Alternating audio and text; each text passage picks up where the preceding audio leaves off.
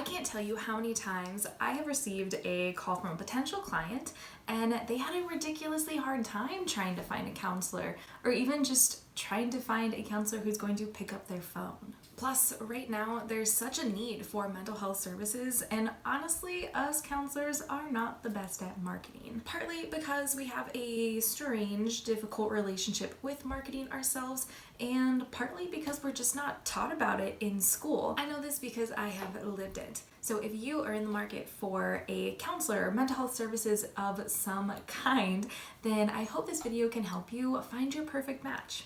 Let's get to it.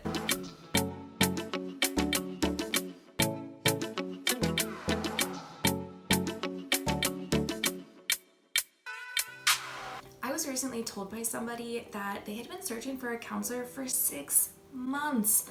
That's such a long time to be struggling with whatever is going on mental health wise, while also trying to search for and just find someone that can actually help them. It's easy to see how this process can be pretty defeating. So in this video, I'm going to be sharing multiple ways, multiple tips, let's say, so that you can find your perfect match therapist. These really are just tips to assist you in this process of trying to find a great match or perfect match therapist. Obviously, I cannot promise that the stars are going to align, that you're gonna find your perfect fit through using these tips, and that they're not gonna have a wait list or just not be taking clients anymore at all. It's especially true right now. We are kind of in this epidemic. I don't even think I need to say kind of. We are in this epidemic where there's so much demand for mental health services. There's more demand for services than there are counselors who are able to provide services. Many of us are full with our caseloads.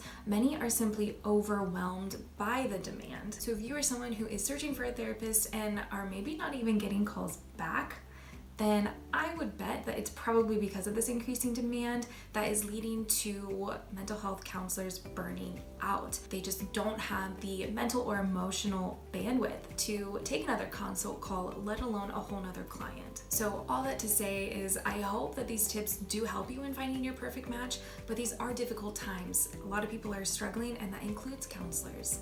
Also, if you are thinking about finding a therapist, starting therapy, but maybe you aren't quite sure about it yet, and you definitely want to take some steps to improve your mental health, then go grab my free mental health starter kit.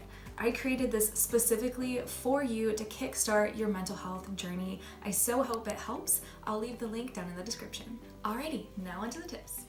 The first and probably most common option for trying to find a therapist is to simply do a quick Google search. I'm guessing that you'll probably type something into the search bar like counseling near me or therapy near me, which is a totally fine option, but you might get tons of hits that you have to sift through, and even more likely, if you're not using specific keywords, then you're probably gonna miss out on some awesome therapists in your area who specialize in your very concern. So here's some tips to use different types of keywords into your search when you are looking for a therapist. You're gonna wanna use pretty specific words when you are typing in your concern.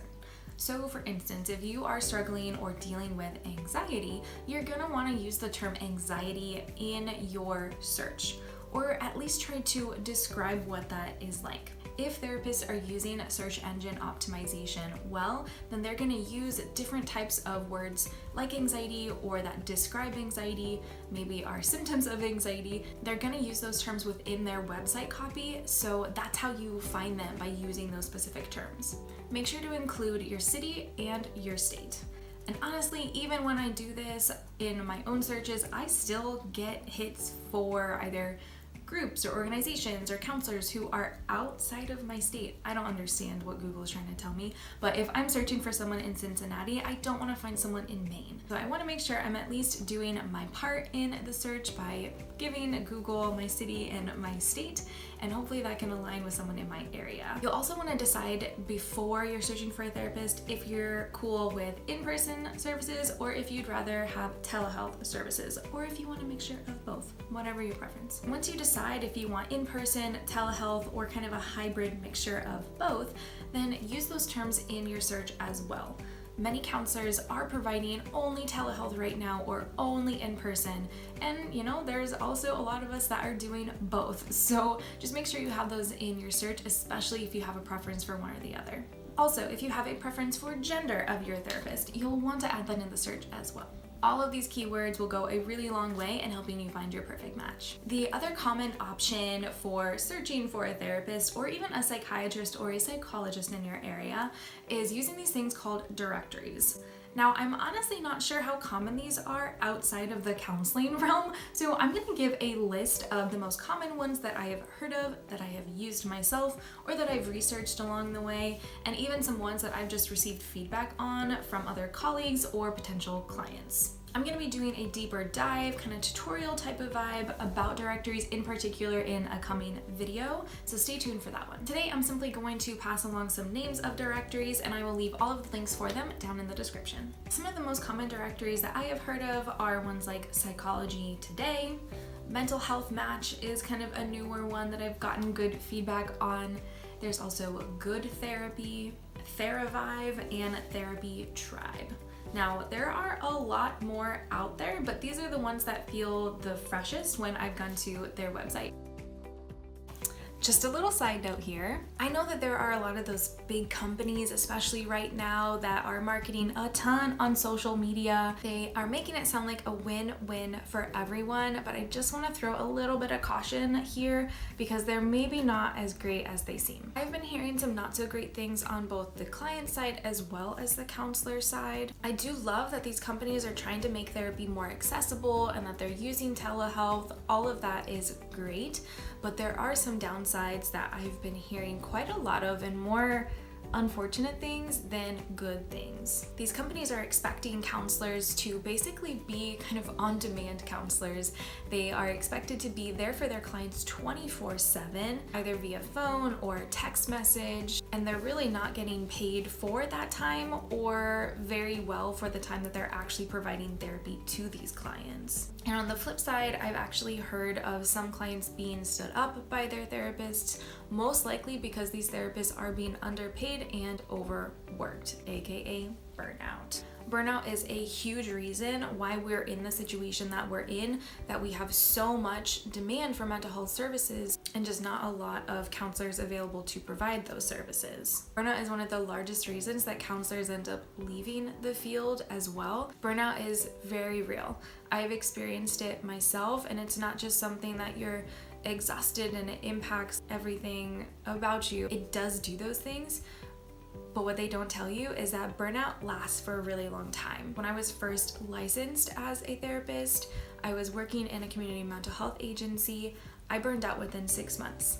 And I think I experienced the kind of after effects, if you will, of burnout for the next year and a half. It wasn't until about a year and a half later that I started actually feeling like myself. So this is a very real thing, and even in our ethical code as therapists, we are basically told that we're not supposed to practice, we're not supposed to see clients if we are experiencing burnout. But if we are all burnt out, we can't just stop working. We can't stop providing an income for our families. We can't just discontinue services because that would be client abandonment. There's so many gray areas when it comes to burnout, and it's a very real issue, and it's obviously very close to my heart. So, end of rant. So all that to say, to each their own. I just want you to be ultimately aware of what you're getting into if you choose to use one of those larger companies. I'm sure you know who I'm talking about. And if you don't, send me an email, leave me a note down in the comments, and I'll fill you in. The last tip I have for you today is to absolutely use the consultation that most therapists provide before you ever even have that intake session. And this is usually at no cost to you. I'm gonna run through some topics or questions that you might wanna ask during this consult. The therapist that you are talking with should be guiding you through this, but if for whatever reason they don't, I want you to be prepared as well. So go ahead and cover some of these topics. You'll wanna ask, what types of services does this therapist provide? At the very minimum, if you're looking for individual counseling, you're not going to want to go find a family therapist or a couples counselor, right? You're going to want to find an individual therapist. Also, do they have more structured types of works, like they only have a certain number of sessions that they usually offer, or is it more of a flexible timeline? You'll want to know that as well, just so you can know what to expect or how long therapy might last with this therapist. Ask what types of therapy that they do utilize, and go ahead and get detailed. Ask questions here. You want to know what to expect, especially if you're in the market for a particular type of therapy. And if this therapist isn't familiar with it, if they haven't been trained in it, or they don't utilize it, then you're probably not going to want to see them. And if you ask questions here about how they use this type of therapy, that's good information as well. Every therapist, just like humans, is unique. So they're gonna have a different approach to even, cognitive behavioral therapy, which seems pretty cut and dry. They're gonna have a very different approach than so-and-so on the corner or, whomever. Every therapist has a different approach, so go ahead and ask the questions. You may wanna ask them how they typically respond or approach to your particular concern as well. This gives you the opportunity to hear what you can expect, and it gives them an opportunity to share their expertise in the concern or to provide a referral who may be more of an expert than they are in this topic. And of course, you'll want to discuss scheduling, making sure that that's a good fit for you, as well as payment options. And honestly, a lot of therapists are kind of moving away from accepting insurance because insurance companies do not pay therapists very well, if I'm being completely honest. So they're moving away from that. And that means that they are going to be what is considered an out-of-network provider. Now, this doesn't mean that you can't use insurance benefits. Many insurance companies or plans do offer out-of-network benefits, and you'll get something from your therapist called a super bill. So if you're curious about that at all, leave me a note down in the comments and I'll just do a whole video about that alone. And before that video comes out, I guess I will just encourage you to stay open-minded to out-of-network benefits. Alrighty guys, those are all of the tips that I have for you today. I hope they help you out as you're finding or searching for a perfect match therapist. And if these tips have been helpful for you, go ahead and let me know by hitting that like button and share this with family and friends, whomever you think is going to benefit, so they know how to search for a therapist too. I hope you have an awesome week and I will see you next time.